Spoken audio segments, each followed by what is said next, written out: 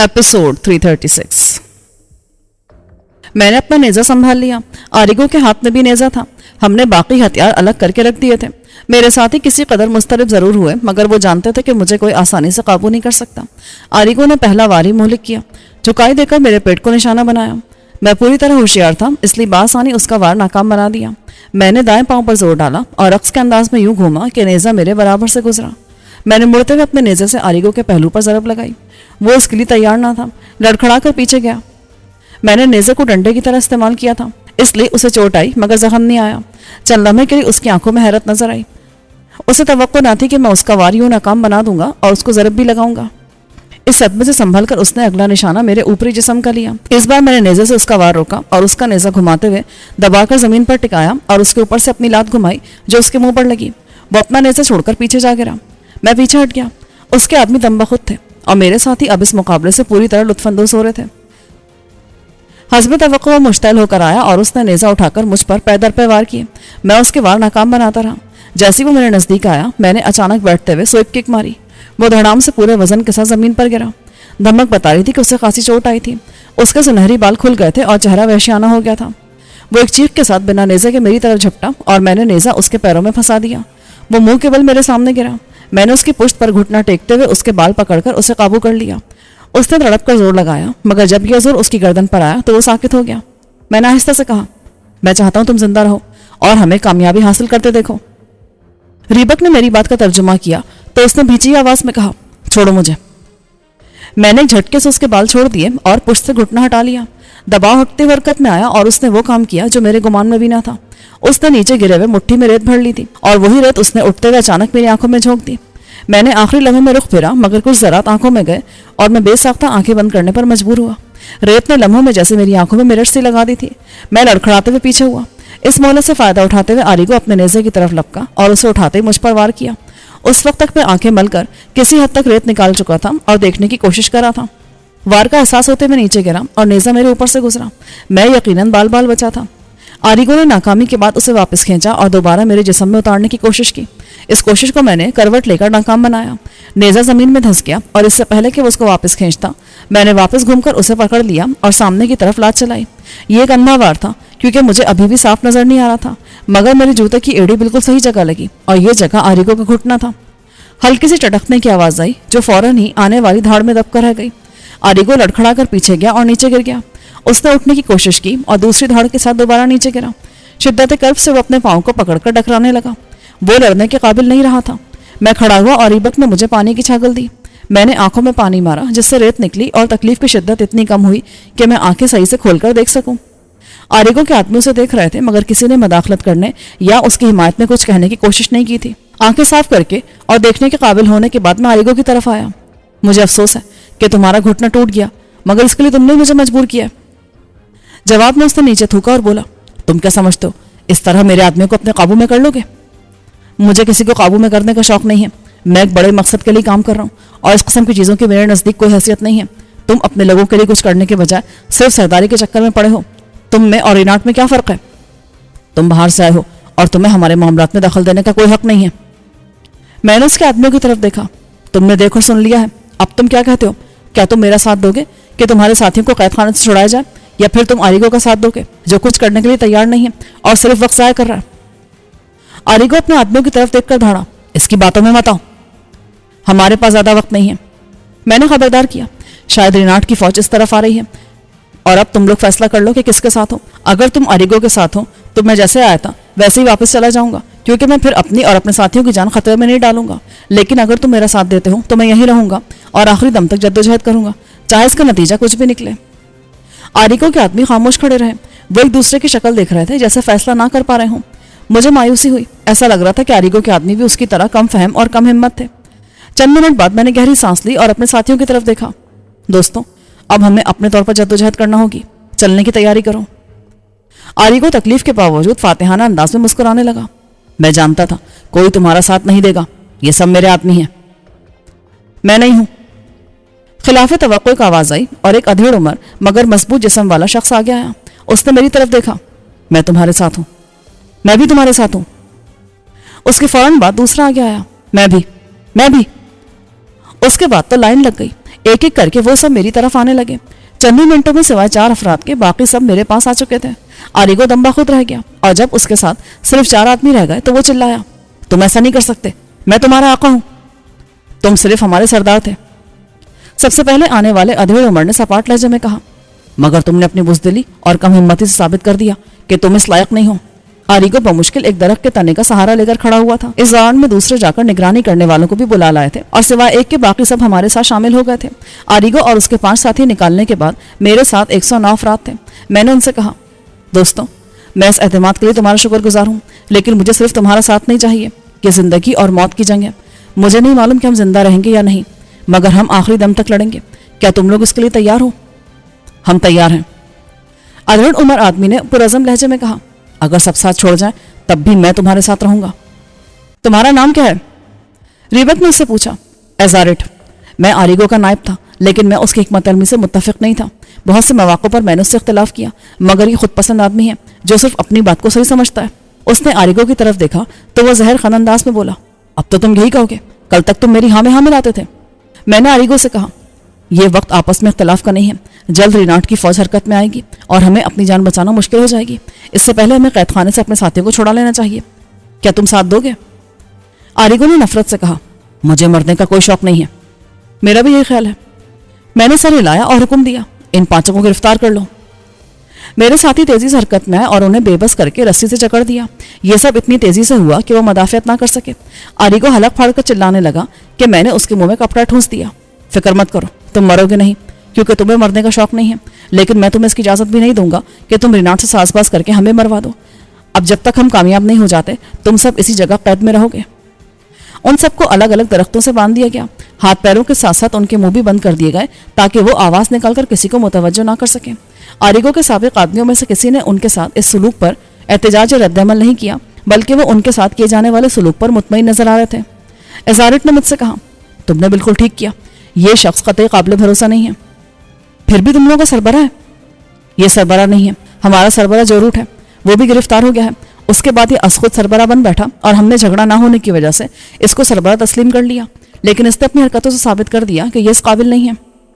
میں نے کہا, ہمیں قید خانے تک جانا ہے اور اپنے ساتھیوں کو آزاد کرانا ہے, لیکن اس سے پہلے یہاں سے نکلنا ہوگا. امکان ہے ریناٹ کے جاسوس اس جگہ سے واقف ہو چکے ہوں گے اور جلد یہاں بھی چھاپا پڑے گا. میرے علم میں ایک جگہ ہے, وہاں ہم سب آرام سے چھپ سکتے ہیں. وہ سوائے میرے اور کسی کے علم میں نہیں ہے. کتنی دور ہے یہاں سے؟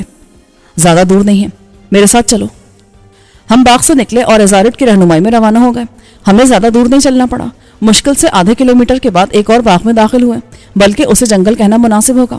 باغ یہ کسی زمانے میں رہا ہوگا. اب یہاں اتنے گھنے اور اونچے درخت تھے کہ ان کے تلے اندھیرا سا تھا. ان کے گرد کسی زمانے میں پتھروں سے بنی 4 دیواری تھی جو اب جگہ جگہ سے ٹوٹ پھوٹ کا شکار تھی. ایزارٹ نے بتایا, کسی زمانے میں یہ خوبصورت باغ تھا, لیکن پھر یہاں ساؤنڈ رہنے لگی. ساؤنڈ کیا؟ میرے سوال پر ریبک نے جو مجھے سمجھا اس کا مطلب تھا آصف, بد اروا یا بھوت وغیرہ. ساؤنڈ سے مراد یہاں یہی لی جاتی تھی. باغ میں آنے والوں کو عجیب و غریب چیزیں دکھائی دیتی تھیں اور وہ چیزیں کبھی نظر آتی اور کبھی غائب ہو جاتی. لوگ بہت ڈر گئے اور اس کے بعد یہاں آنا چھوڑ دیا. ظاہر ہے اس کے بعد باغ کی دیکھ بھال بھی چھوڑ دی گئی اور جلد یہ جنگل میں تبدیل ہو گیا. ایزارٹ کا کہنا تھا کہ یہ بلند قامت اور گھنے درخت یہاں از خود اگ آئے تھے اور اس وجہ سے لوگ اور بھی ڈر گئے اور اس کے پاس سے گزرنا بھی چھوڑ دیا. میں نے مسکرا کر کہا, اور تم ہمیں یہاں لے آئے ہو؟ ہاں, کیونکہ میں ایسی چیزوں پر یقین نہیں رکھتا ہوں. ایزارٹ نے جواب دیا.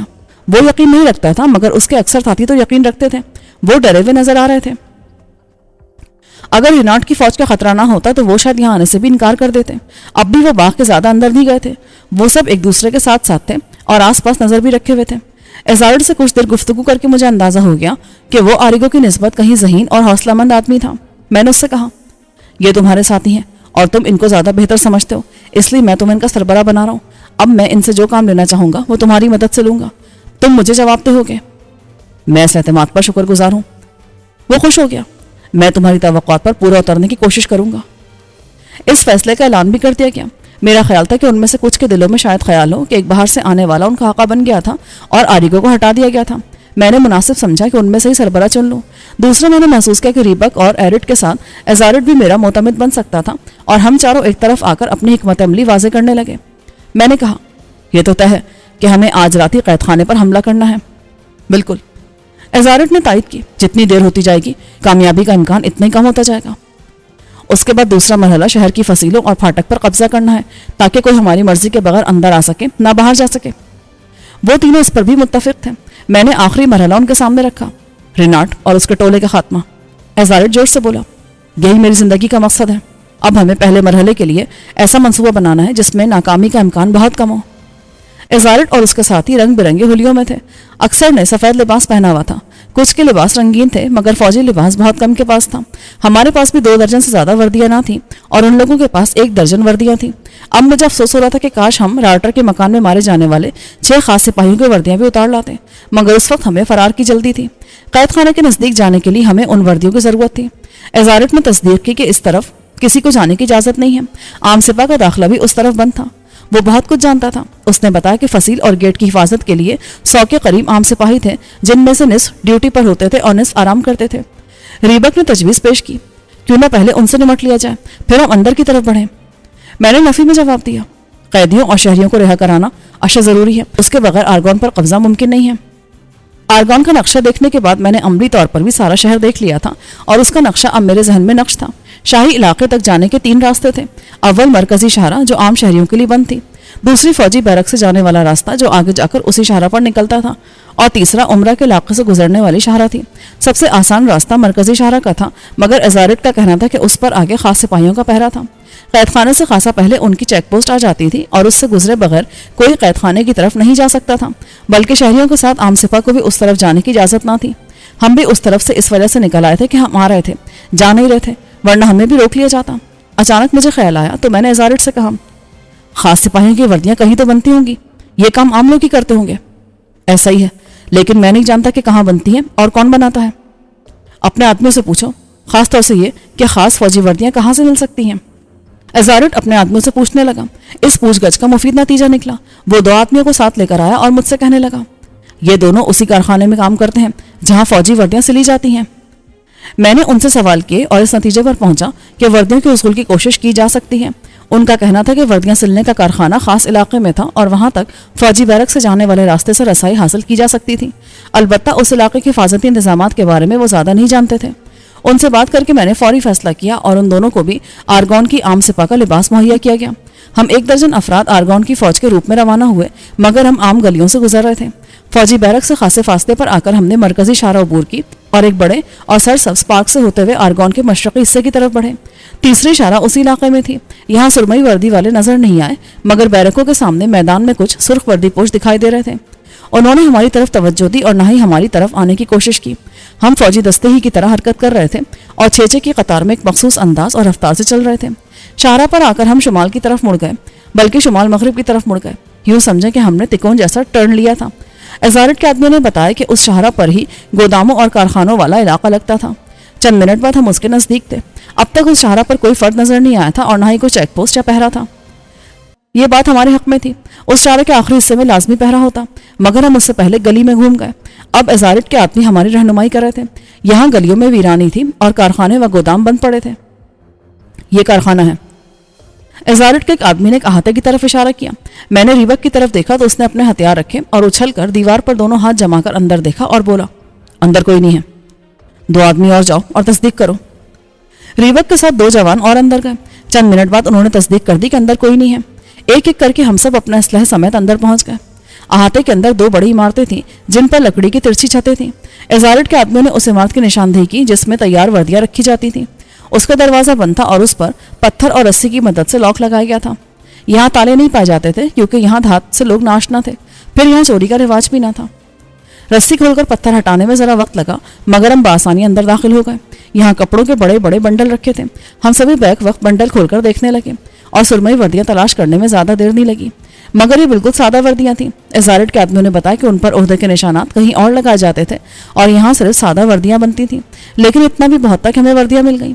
ان کی تعداد خاصی تھی اور ہماری ضرورت سے کہیں زیادہ تھی۔ میں نے حکم دیا کہ 10 وردیوں کے بنڈل بنا لیے جائیں۔ انہوں نے ایسا ہی کیا۔ اس کے بعد ہم نے اپنی وردیوں تلے سرمئی وردیاں پہنی۔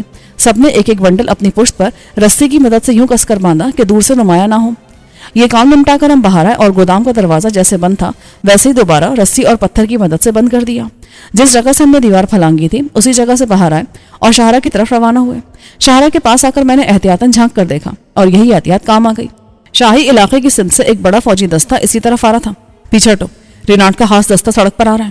میں نے عجلت میں حکم دیا۔ یہ گلی سیدھی تھی اور سڑک سے گزرتے ہوئے بھی ہمیں دیکھا جا سکتا تھا، مگر اس وقت میرے ذہن میں خیال آیا تھا کہ وہ ہمارے لیے آ رہے تھے۔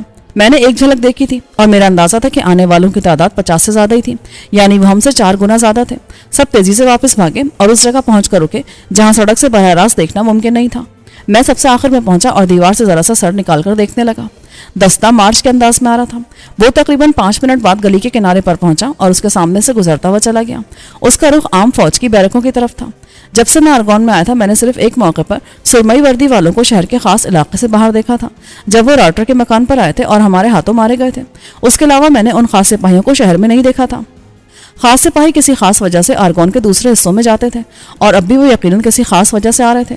میری چھٹی اس نے اشارہ کیا کہ وہ ہمارے ہی لیے آئے تھے، اگرچہ وہ تاخیر سے حرکت میں آئے تھے کہ ہمیں محفوظ مقام پر پہنچنے کا موقع مل گیا تھا، اور اگر یہ باغ تک آ جاتے تو انہیں صرف آریگا اور اس کے ساتھی بندھے ہوئے ملتے۔ ہم ان کے پیچھے نہیں جا سکتے تھے۔ اتنے سارے لوگوں کا چھپنا ممکن نہیں تھا، اگرچہ ہم سرمئی وردی میں تھے مگر یہ وردیاں بنا کسی نشان کے تھیں۔ ہم فوراً نظروں میں آ جاتے۔ ساتھ ہی ہمیں جلد از جلد اپنے ٹھکانے پر پہنچ جانا تھا اس سے پہلے کہ وہاں کوئی گڑبڑ ہوتی۔ اگرچہ وہاں ایرٹ تھا اور وہ ذہین تھا، اس کے باوجود میں چاہتا تھا کہ کسی مشکل پر میں خود وہاں موجود ہوں۔ میں نے ایزارٹ کے ساتھیوں سے پوچھا، یہاں سے جانے کا کوئی اور راستہ ہے؟ لیکن وہ مرکزی شاہراہ پر نکلتا ہے اور پوش علاقے کے سامنے ہے۔ اس کے علاوہ کوئی راستہ؟ ان میں سے ایک سوچ کر بولا، ہمیں اسی علاقے میں اندر گلیوں سے جانا ہوگا اور ہم کسی گودام کی دیوار پھلانگ کر نکل سکتے ہیں۔ تب ایسا ہی کرو۔ میں نے سر ہلایا اور ہم روانہ ہو گئے۔ گودام اور کارخانوں پر مشتمل یہ علاقہ فی الحال بالکل ویران تھا اور یہاں پر ایک بھی فرد موجود نہ تھا، اسی وجہ سے ہمیں کسی سے نمٹنے کی زحمت نہ کرنی پڑی۔ رینالڈ نے ساری سیکیورٹی اپنے لیے مخصوص کر لی تھی اور باقی شہر ایسے ہی چھوڑ دیا تھا۔ دیکھا جائے تو یہ ہمارے لیے فائدہ مند ثابت ہوا تھا۔ 10 منٹ بعد ہم ایک بڑے سے گودام کے سامنے تھے۔ ایزارٹ کے ساتھی نے کہا، ہم اس کے اوپر سے چڑھ کر دوسری طرف اتر سکتے ہیں۔ دوسری طرف کیا ہے؟ مرکزی شاہراہ۔ گودام کی عمارت خاصی اونچی تھی اور اوپر سے اس کی چھت ترچھی تھی۔ ریبک نے اپنا سامان اتارا اور 2 افراد کا سہارا لے کر تقریباً 11 فٹ اونچی چھت پر پہنچ گیا۔ ہاتھ جما کر اس نے خود کو اوپر کیا اور احتیاط سے ترچھی چھت پر چڑھ گیا جو لکڑی کی بنی ہوئی تھی۔ اوپر جا کر وہ کچھ دیر کے لیے غائب ہوا اور چند منٹ بعد واپس آ کر اس نے رسی طلب کی۔ رسی لے کر وہ پھر غائب ہو گیا۔ اس عمارت پر بغیر رسی کے چڑھنا اترنا ہر ایک کے بس کی بات نہ تھی۔ ریبک کہیں رسی باندھنے گیا تھا۔ 1 منٹ بعد رسی نیچے گری اور ریبک نے جھانک کر کہا، اس رسی کی مدد سے اوپر آئیں اور پہلے میرا سامان دے دیں۔ اس کا سامان دے کر ہم باری باری رسی کی مدد سے اوپر چڑھے اور ترچھی چھت کے کنارے چلتے ہوئے گھوم کر دوسرے سمت میں آئے۔ ہم مرکزی شاہراہ کے عین اوپر تھے اور یہاں سے عام آبادی زیادہ دور نہ تھی، مگر میں نے فوری اترنے سے گریز کیا۔ میرا خیال تھا کہ خاص دستہ بھی مرکزی شاہراہ تک نہیں پہنچا ہوگا۔ جب وہ گلی کے سامنے سے گزرا تو میں نے اپنے ابتدائی تخمینے پر نظر ثانی کی تھی۔ دستے میں سپاہیوں کی تعداد کم سے کم 80 تھی، مگر جب چند منٹ بعد وہ شاہراہ پر نمودار ہوا اور اسے عبور کر کے عام آبادی میں داخل ہونے لگا تو میں نے بلندی سے انہیں واضح دیکھا اور گنا۔ ان کی تعداد 100 سے اوپر ہی تھی اور وہ ذرا بختر سمیت تمام ہتھیاروں سے پوری طرح مسلح تھے۔ دیکھتے ہی دیکھتے وہ سڑک پار کر کے آبادی میں داخل ہو گئے۔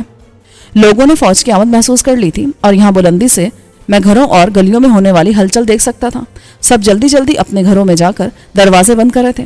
دستے کے آخری سپاہی کے آبادی میں داخل ہوتے ہی ہم حرکت میں آئے اور چھت سے نیچے اترنے لگے۔ سب سے آخر میں ریبک رسی کھولتا ہوا آیا اور ہم فوجی دستے کے انداز میں سڑک پر چلنے لگے۔ یہاں آنے کے بعد اگرچہ مجھے اور میرے ساتھیوں کو بعض مشکل مراحل سے گزرنا پڑا تھا، لیکن مجموعی طور پر ہمیں کسی بہت بڑی مشکل یا لڑائی کا سامنا نہیں کرنا پڑا تھا۔ ہم ایک اور جگہ سے عام آبادی میں داخل ہوئے اور ہماری آمد پر بھی ہلچل مچی۔ لوگ جو گھروں سے باہر تھے وہ اندر بھاگے اور جن کے دروازے کھلے تھے انہوں نے دروازے بند کر لیے۔ کسی نے ہماری راہ میں آنے یا روکنے کی کوشش نہ کی۔ اس کے باوجود ہم ہوشیار تھے کہ کہیں ہمیں رینالڈ کے سپاہی سمجھ کر حملہ نہ کر دیا جائے۔ ارگون کی بستی بہت سادہ اور سیدھے طریقے سے بسائی گئی تھی۔ تمام گلیاں اور سڑکیں سیدھی یا ایک دوسرے کے متوازی تھیں۔ کسی جگہ پہنچنے کے لیے بھٹکنا نہیں پڑتا تھا۔ کچھ دیر کے بعد ہم اس پارک کے نزدیک نکلے جہاں آریگا اور اس کے ساتھیوں کو قید کیا گیا تھا۔ حسب توقع خاص دستہ وہاں موجود تھا۔ انہوں نے باغ کو چاروں طرف سے گھیر لیا تھا۔ ان میں سے کچھ باغ میں داخل ہوئے تھے۔ کچھ دیر بعد باقی سب بھی اندر داخل ہو گئے۔ انہوں نے یقیناً آریگا اور اس کے ساتھیوں کو دریافت کر لیا تھا، مگر جب وہ واپس آئے تو ان کے ساتھ کوئی نہ تھا۔ ہم دور سے ان کی گفتگو تو نہیں سن سکتے تھے، مگر ان کے انداز سے لگ رہا تھا کہ انہیں باغ میں کوئی نہیں ملا۔ آریگا اور اس کے ساتھی شاید کسی طرح آزاد ہو گئے تھے اور ایک لحاظ سے اچھا ہی ہوا کہ وہ رینالڈ کے آدمیوں کے ہاتھ نہیں آئے۔ اب فوجی آس پاس پھیل رہے تھے اور گھروں میں گھس رہے تھے۔ میں نے مناسب سمجھا کہ اپنے ساتھیوں سمیت آگے روانہ ہو جاؤں۔ ریبک نے مجھ سے کہا، ایسا لگ رہا ہے آریگا اور اس کے ساتھی فرار ہو گئے ہیں۔ یہی مناسب تھا، ورنہ وہ راز کھول دیتے کہ ہم قید خانے پر حملے کا منصوبہ بنا رہے ہیں اور وہ ہوشیار ہو جاتے۔ ٹھیک کہہ رہے ہیں، اس لحاظ سے تو یہ اچھا ہی ہوا۔ हमें मतरूक बाग तक जाने के लिए खासा घूमना पड़ा। हम दूसरे रास्ते से उसमें दाखिल हुए। उसके वस्त से गुजरते हुए एजारिट के दोनों आदमी किसी कदर खौफजदा नजर आए। मैंने रीबक से पूछा, तुम सांव पर यकीन रखते हो? हाँ, लेकिन मैंने आज तक देखी कोई नहीं है। दूसरे में यकीन रखता हूँ, मगर उनसे डरता नहीं हूँ। हम भी यकीन रखते हैं, मैंने कहा, क्योंकि हम गुफ्तगू करते हुए जा रहे थे और ये आवाज़ें जब बाग के अगले हिस्से में मौजूद हमारे साथियों तक पहुंची तो उनमें खलबली मच गई। उन्होंने हथियार संभाल लिए और जो ज़रा डरे हुए थे वो पीछे हट गए। मैंने नज़दीक पहुंचकर उनकी तसल्ली के लिए बुलंद आवाज़ से कहा, ये हम हैं, सामने आइए। एरिट ने कहा तो हम सामने आए। उन लोगों ने सुकून का सांस लिया। आप इस तरफ से आए हैं? हाँ, क्योंकि पुराने बाग के आसपास रेनाल्ड के खास फौजी मौजूद हैं और वो आरिगा और उसके साथियों को पाने में नाकाम रहे हैं। एरिट मुस्कुराने लगा, क्योंकि उन्हें हमले आए हैं। मैं हैरान हुआ, तुम्हारे जहन में यह ख्याल कैसे आया? जब आप गए तो मैंने सोचा, अगर सचमुच रेनाल्ड की फौज यहाँ आ गई और इन लोगों को पकड़ लिया तो वो फौरन हमारे और हमारे इरादों के बारे में बक देंगे। मैंने कुछ आदमी को रवाना किया और इन्हें यहाँ बुलवा लिया। अब वो यहाँ कैद है। आरिगा और उसके साथी अब यहाँ दरख्तों से बंधे हुए थे। मैंने उसके पास जाकर कहा, तुम्हारी खुशकिस्मती और खुशफहमी सामने आ गई है। खुशकिस्मती यूं कि अगर मेरा साथी तुम्हें ना बुलाता तो इस वक्त तुम रेनाल्ड की फौज के हत्थे चढ़ चुके होते, और खुशफहमी ये कि रेनाल्ड को तुम्हारे बारे में पता नहीं है। अभी हम देखते हुए आए हैं कि उस बाग को फौज ने घेर लिया है जहां कुछ देर पहले हम थे। एरिट और दूसरे लोग ये जानकर बेताब हो गए कि एक फौजी दस्ता यहाँ मौजूद है। एजारिट ने जोश से कहा, यह हमारे लिए मौका है। मौका तो है, लेकिन इस सूरत में यहाँ हमारी मौजूदगी का राज खुल जाएगा। वो हमारी मौजूदगी से पहले ही वाकिफ हैं।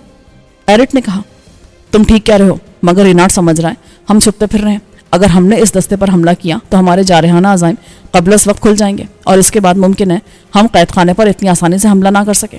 हमारा पहला अहम तरीन मकसद अपने साथियों को आज़ाद कराना है।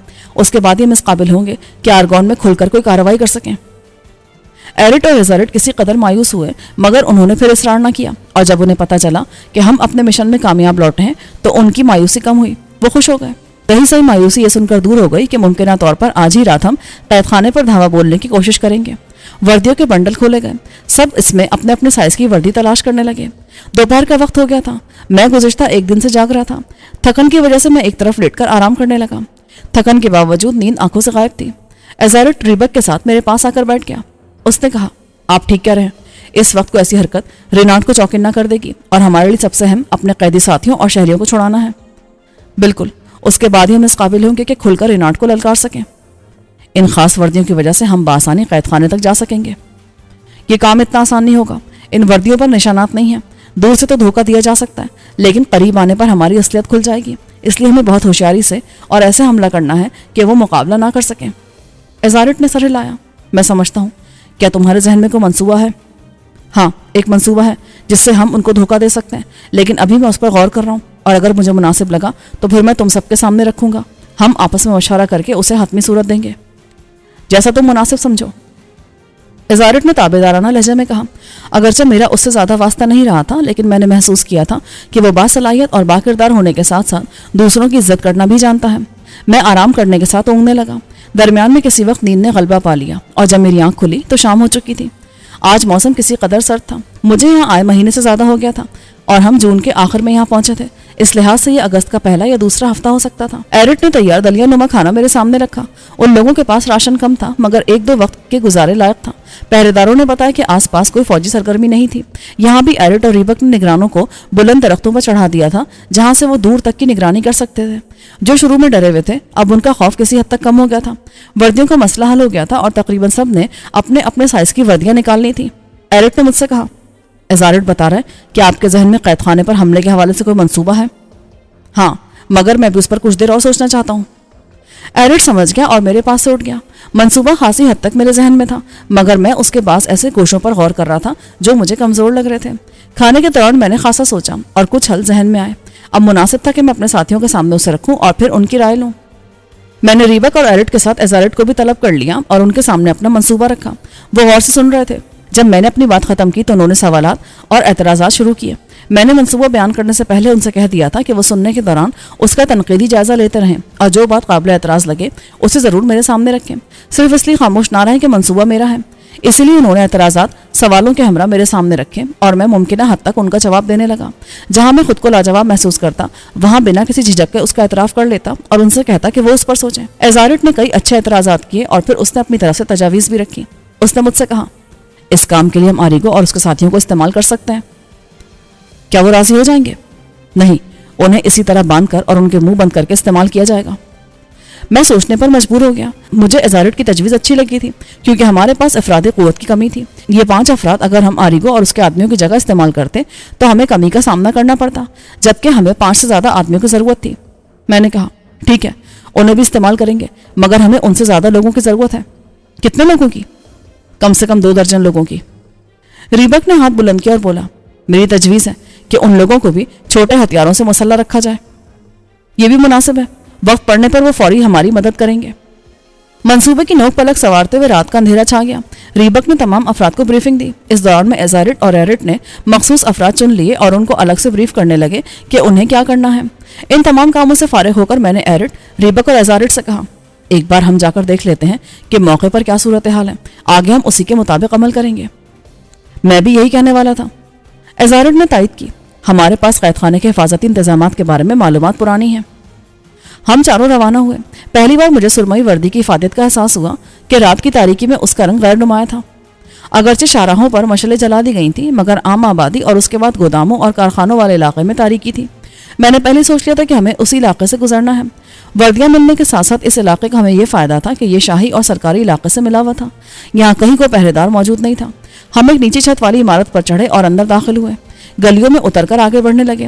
ایزارڈ اس علاقے سے اچھی طرح واقف تھا، وہ ہماری رہنمائی کر رہا تھا۔ بالآخر ہم ایک چھوٹی عمارت تک پہنچے جس کی چھت نیچے اور ہموار تھی۔ ایزارڈ نے اس کی طرف اشارہ کیا۔